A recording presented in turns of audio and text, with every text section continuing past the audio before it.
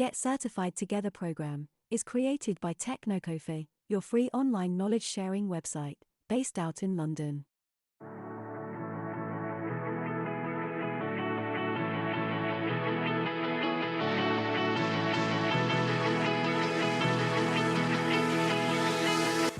Where someone who might be responsible, or at least someone who might need to be informed. For example, if you are having an application downtime, you're planning an upgrade for application, there might be certain people or certain departments, or if your application is being served by external customers, everyone need to be informed that there will be a downtime for that application at this particular maintenance window. To get that approved, plan that out is a different thing, but communicate.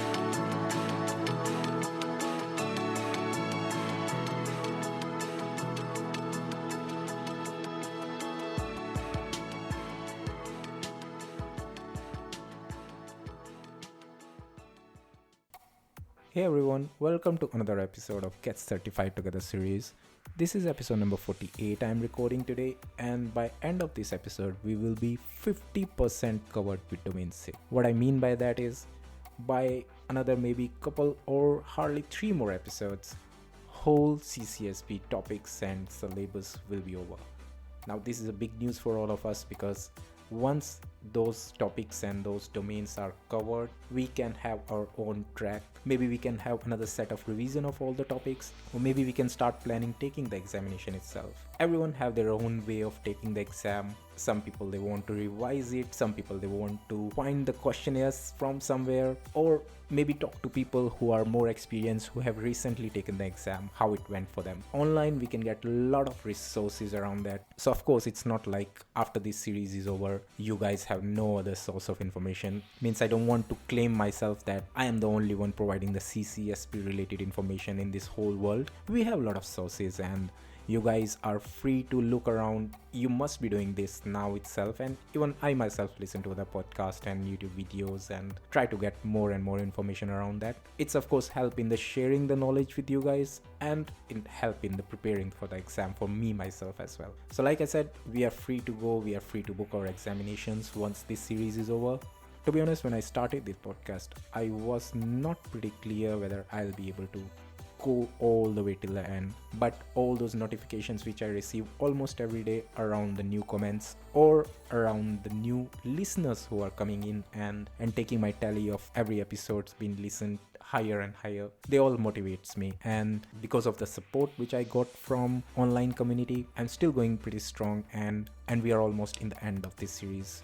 And like we discussed in the previous episode as well, once everything is over, once all the topics are finished, I will be planning to get on some guests here as well. Because of this particular series itself, I was able to connect with a lot of people, a lot of professionals, and everyone is eager to come and share their knowledge onto this platform as well. So not now, but probably in another couple of months, by the end of this series, we will be having some different kind of format, maybe a video format as well, where people will come in and we can view, and we can have kind of like online live session. A lot of different ideas are into my mind, and you guys will be first to know, because you guys are of course listening to every new episodes when I launch it. So just stay updated and stay informed around that. About the examination, I want to share one big news with you guys. So if you haven't heard till now, CCSP is being changed slightly, and the change is coming around 1st of August. So let me just open the article. You can find it as kind of like official announcement from ISC Square on their official website, but if you haven't got chance, let me share that with you. So effective from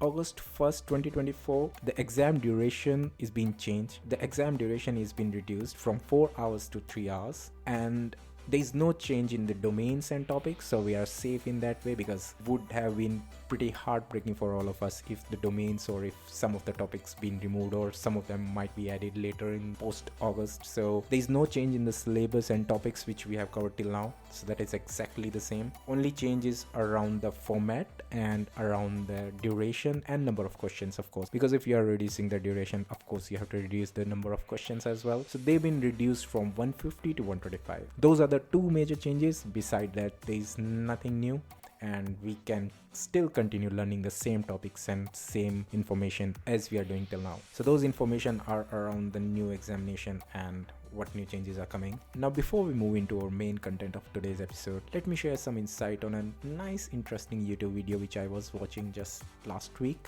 It was around a simple question: why there is no more moon landing? Means we all know that last moon landing was around in 1960s somewhere. So since then we have so many advancement in the science and technology, and we have new private companies coming in and they are launching all these spacecrafts and space tourism kind of industries growing up. But why no one is going to moon again? Means it's not like things are changed, or it's not like people have lost interest in that, because we all know that everyone is sending the satellites and everyone's sending all those robots and automated engines, motors onto the moon. Why no more people? And of course, beside everything around politics or money and priorities of different organization or different governments, one of the key reason behind is we have to prepare everything from the scratch. And why so? Because still the first rocket which went to moon, which is still there, means it came back, remember, and that whole infrastructure is still there, but documentation is incomplete. I mean, can you imagine, of all the infrastructure and all the new knowledge coming in and out, and we kind of treat NASA as pioneer of everything, and they themselves have incomplete documentation of the initial journey which took place in 1960s all the way to the moon. And because of that incomplete documentation, they can't reuse the same technology and they have to build everything from the scratch. And I think in some of the topics around CCSP and cloud security, we have heard it again and again about the documentation, even the auditing which we read about recently. It's all about creating a nice document with lesson learned, what kind of information you have came across and how you fix that, what kind of new solution have been implemented. Because if everything is inside your brain, everything is inside your head, if employee leaves that organization, like what happened to NASA, all those people, maybe they are either dead or they are retired, maybe they don't have that memory now, because it's 1960s, remember.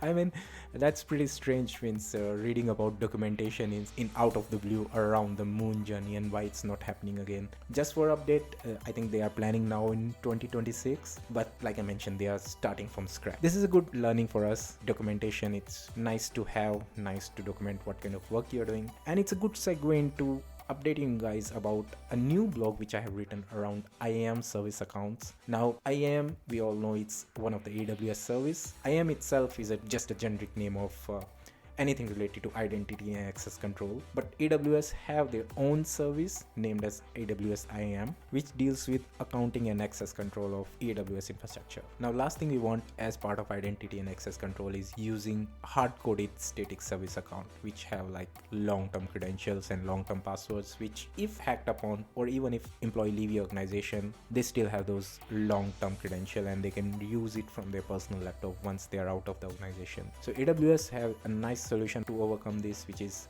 IAM roles anywhere. So I recently tested it and implemented it, and I thought of sharing that as part of a blog, because of course it required a lot of configuration and codes which I wrote in Terraform, so it makes sense to share it in kind of like blog format instead of just telling you guys on the podcast. So if you get a chance, you can have a look about it in my website technocoffee.com. Alright, I think enough of chit chat. Let's move into today's episode. Before we move, let's take a quick short break. Alright, welcome back. Now for today's episode, let's begin with audit planning. Audits need to be planned. There is no brainer in that. Means this is a generic statement. Everyone should know that you can just have audit without any sort of like planning. So you need a nice documented way before conducting or before even beginning the exercise of auditing your environment. Just to have an overview, we can divide the whole audit process into 4 stages. First is objective stage, where we are defining why we are having an audit, what's the requirement, what kind of stakeholders will be involved, what will be whole duration, what kind of documentation we should be expecting at the end of audit. We have to sort that out before even starting the whole audit process, because you don't want to be in a situation where almost the whole exercise is over and then you suddenly realize that you missed something, or you have covered some information which otherwise shouldn't be part of auditing exercise, or you missed a key stakeholder in the whole discussion process and now there is whole managerial escalations. So all those missteps, all those bad outcomes you can avoid by having a defined objective. Once your objective is defined, you need to scope the audit out. Now, scoping is quite extensive. It not only involves all the stakeholders, all the engineers which you have kind of like identified as part of your objective exercise. Scoping also lists down all the deployments, all the infrastructure, all different components which are part of your organization, which will be covered and which might not be covered as part of audit exercise, but still they need to be listed down. You need to have all the designs and documentation, all the existing design or even the new updates which have happened recently. What was the baseline configuration? What new changes have been done in the recent past? What new solutions have been implemented in the recent past? All those information need to be covered as part of the scoping exercise. Once scoping is over, you can really conduct the audit. Now, conducting is nothing but really kickstarting the whole audit process and whole audit project. So auditors will be coming in, they will be talking to your subject matter experts, which you have identified as part of scoping exercise. So I think I mentioned it before in the previous episode that you can just go on and talk to anyone in the organization if you are from auditing team. So even if you are an external auditor or you are an internal auditor, you have to only talk to certain subject matter experts which are identified by different department heads. You talk to them, you have all the information, you can discuss with them what kind of solution they have implemented, why or why not certain changes have been implemented in the past, and what kind of strategies they have around the change request, around the operational and management. Everything can be covered as part of your audit exercise when you are really conducting the audit. Once audit is over, now this is interesting, we just now talked about it in our introduction of this episode, the documentation bit, where you will be covering the lesson learned, what you learned from the whole exercise. If it's a first time audit, of course you will be having kind of like a vanilla document which is happening for the first time and which doesn't cover any kind of like previous experience or changes from the previous audit. But if it's an exercise which is happening every year, then there'll be new information, there might be new updates around the audit and some lesson learned which were not there before. So all these are part of the final stage where we really document everything and we put the lesson learned. Not only that, we also have a rectification plan and suggestions of improvements as well. So if you are auditing, you are not just there to tick and untick something. If you are finding flaw in certain solution, it's nice to give a suggestion as well. You can simply say that why you're using Ubuntu, why you're not using maybe SUSE Linux, why you're not using Windows. You can simply ask question and just go on with it.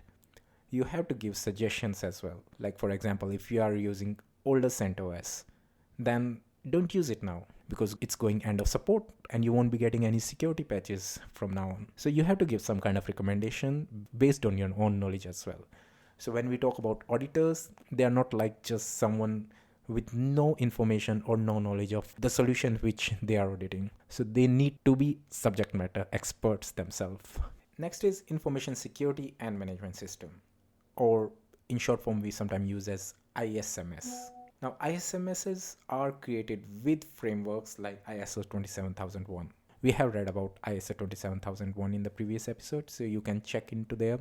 I think I have covered some key components of the framework as well. So what does ISMS actually does is it covers all those recommendations, all those guidelines which are part of ISO 27000 framework. And of course your information security team, they can implement it in your organization. So it will cover concepts around risk management, identity and access control, governance, physical security, operational management. Everything is covered under ISO 27000. We all know that. Now, why I mentioned ISO 27000 like couple of times for ISMS, we can use any kind of framework, or like ISO 27001 is just a framework or is just a guideline. You're not bound to use it. You can have your own information and you can have your own customized plan as well. But of course, if something is documented, if there is an already well recognized framework and guidelines out there, why not use it? Why you want to reinvent the wheel? So that's why I mentioned ISO 27000, which can help your organization to build an ISMS. It's not mandatory, but it is something which is good to have and which you can use anytime. Moving from info security concepts which are implemented as part of this ISMS framework, let's discuss a bit about policies. Now, policies are guiding decisions and principles. They are something which are written down in your organization, and which anyone who is part of the organization, or who is even not part of organization but related to your organization, maybe external vendors, maybe third parties, they all have to follow those policies. So they are kind of like guide which you have to follow. And what it does, it ensures that organization achieve all the goals under the agreed security posture of an organization. And that simply means is we are writing those policies so people can follow them and we don't break our security. When, like for example, a policy around your badges, what kind of badge you have to wear if you are part of the organization, whether you have to display it when you are coming in and out of the office. What if there is some external vendor who is not part of the organization but is holding a key meeting with maybe higher management, and of course they want to go all the way inside the boardroom? So what kind of access you want to give to them? There must be a separate policy for those kind of cases as well. So policies cover everything, and they define whether you are having a nice security posture of the organization. Now we have multiple kind of policies. That's no brainer again. Means when we talk about a certain concept in information security, we have different scenarios, or we have different types, different stages. Policy themselves, they are of different kinds. One of them is organizational policy.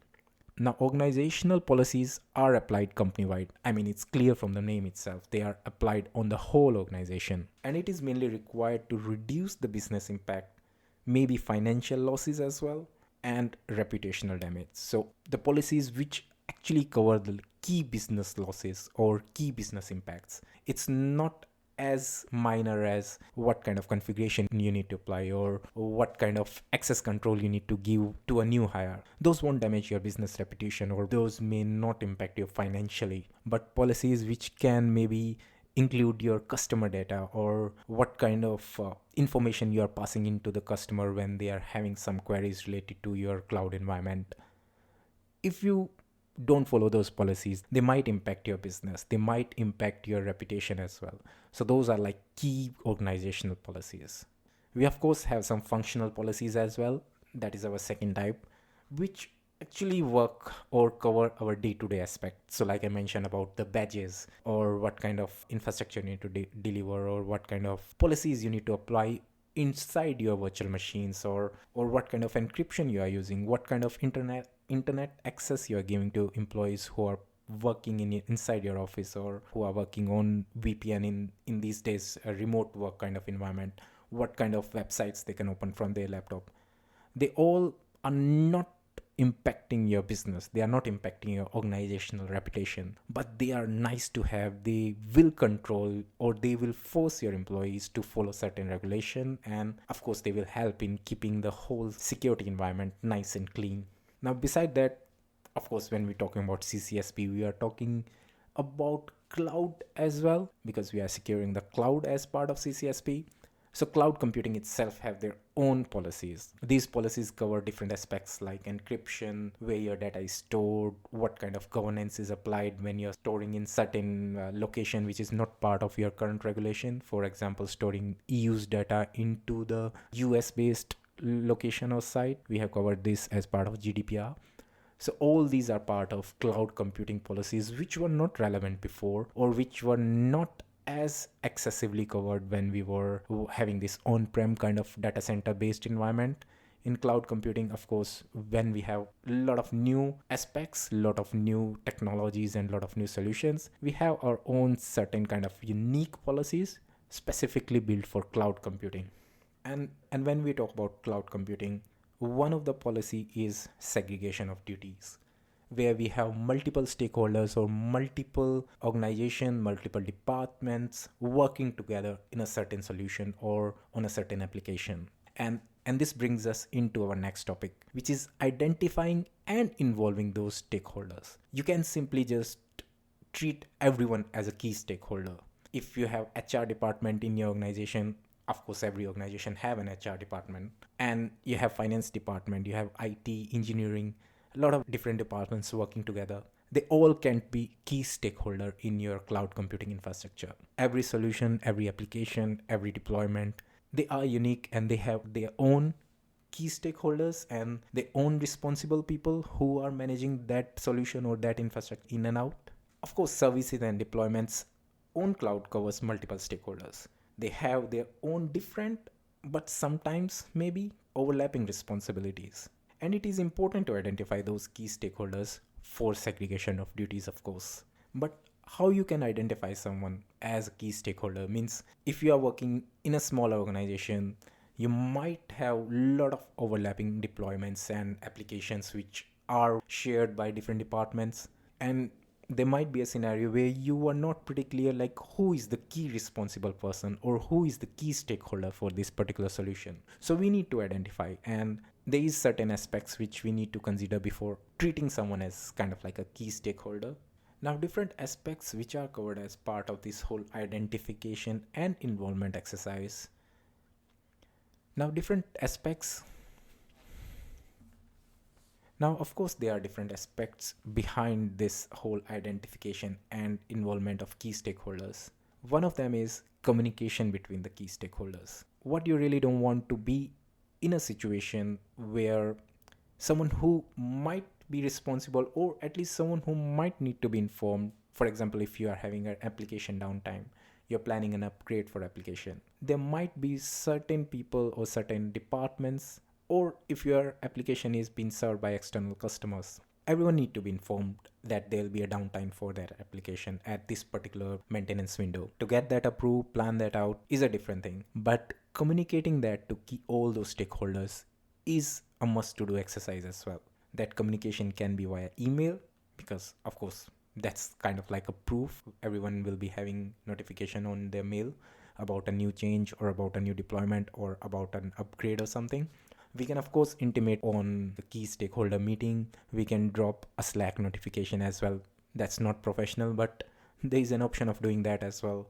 A Teams call. There are a lot of ways using which we can communicate with our key stakeholders or all those people who are directly or indirectly impacted by our day-to-day work on a certain cloud solution. Not only communication will help in delivering the message across, it also help in enhancing the coordination among the stakeholders, especially when a certain decision can impact business or can impact the finance of an organization. So it's nice to have a well coordinated activity between different departments and between different stakeholders, so you have minimal impact on your business, minimal impact on your finances. Second aspect is governance. Documenting and signing off stakeholders' roles are vital for the organization and vital for day-to-day work, not only if you are in for security, but also if you're working as kind of like a normal cloud engineer or cloud architect like myself. When you don't document or when you don't sign off the role of different stakeholders,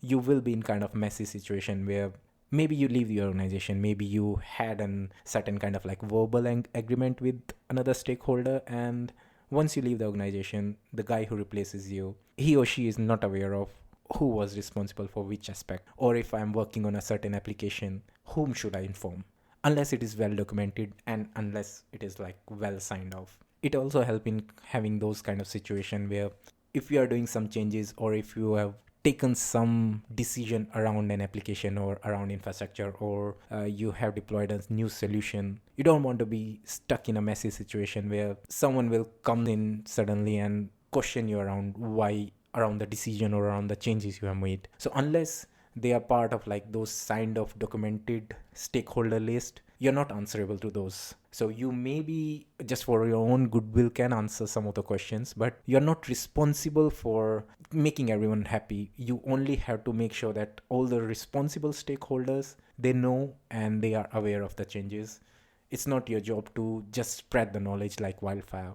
We create a Rocky matrix normally for this kind of signing off, where we have this nice segregation around person who are responsible, person who are accountable, person who are consulted, and persons who need to be informed about any solution or any changes. So we create this Rocky matrix around any kind of solution, and it's always good to have, because it will give you a nice information on all those key stakeholders. And like I mentioned, if you leave your organization, that matrix will still stay same, only names will be changed. So anyone who is coming in they will be well aware of who need to be responsible for this application or who need to be consulted if you are trying to do some change. So it help in all those governance aspect of your solution or your stakeholder management. Now another concept around different stakeholders is distribution of IT models. This distribution is not the distribution which we discussed till now around different location based cloud solution or different location based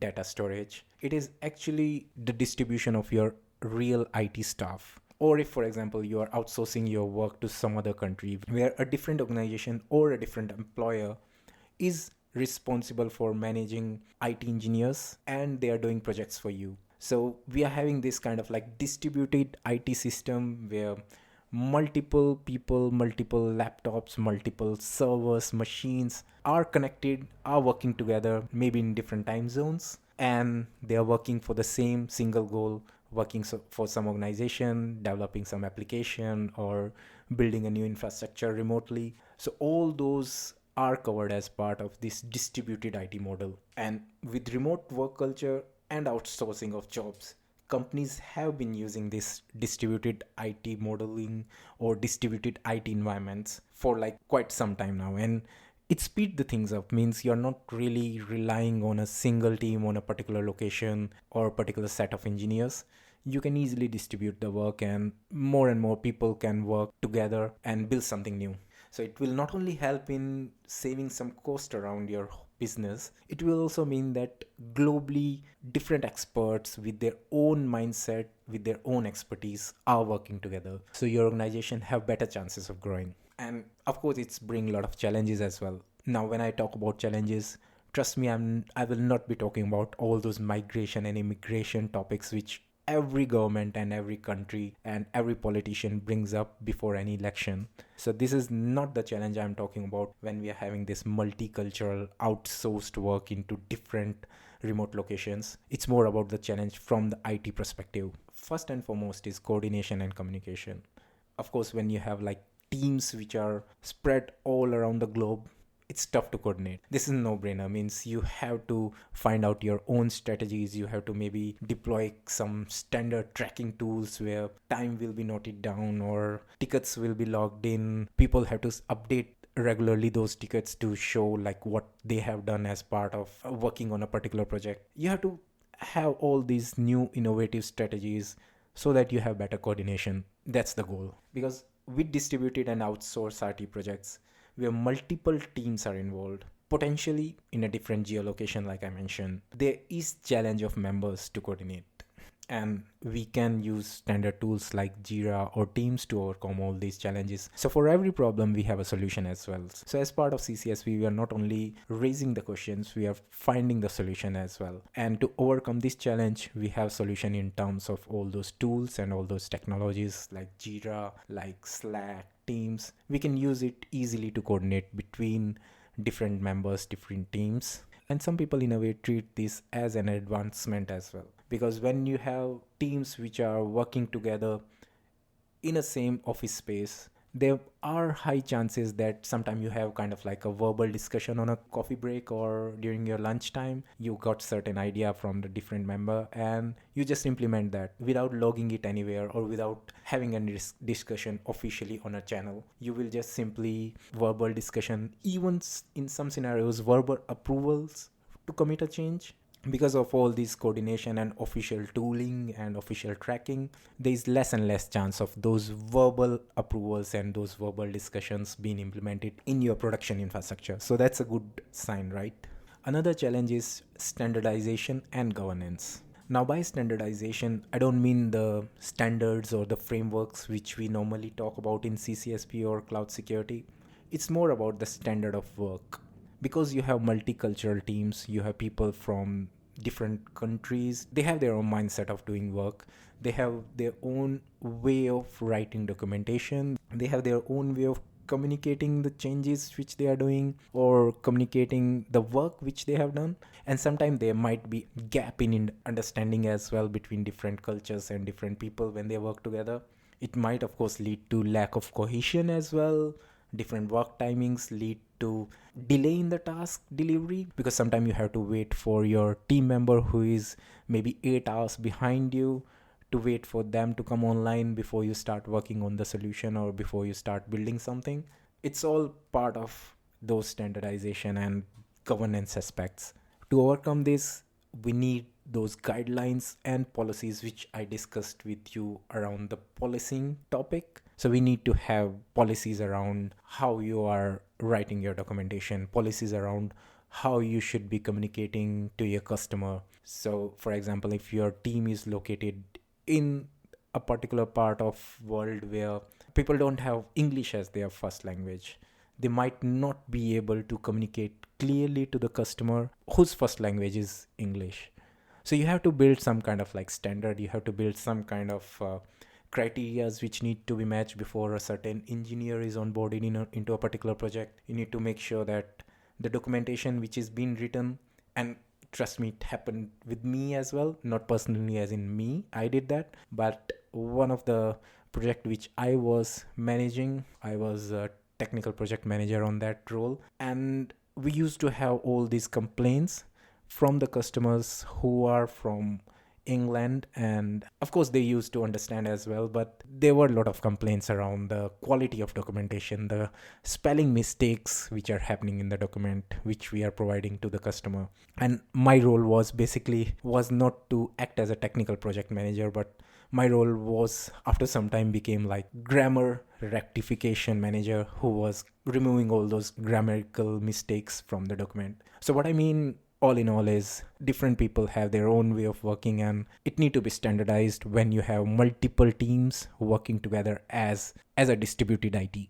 Now this challenge actually enhances and become multifold if the employees which are working on a certain project are not only from a different geolocation, different country, they are also part of a different company altogether. So they are maybe part of third party organization which is working with you, or maybe you have outsourced it to some other organization, maybe it's a vendor which is actively working with you but still they are not part of your organization.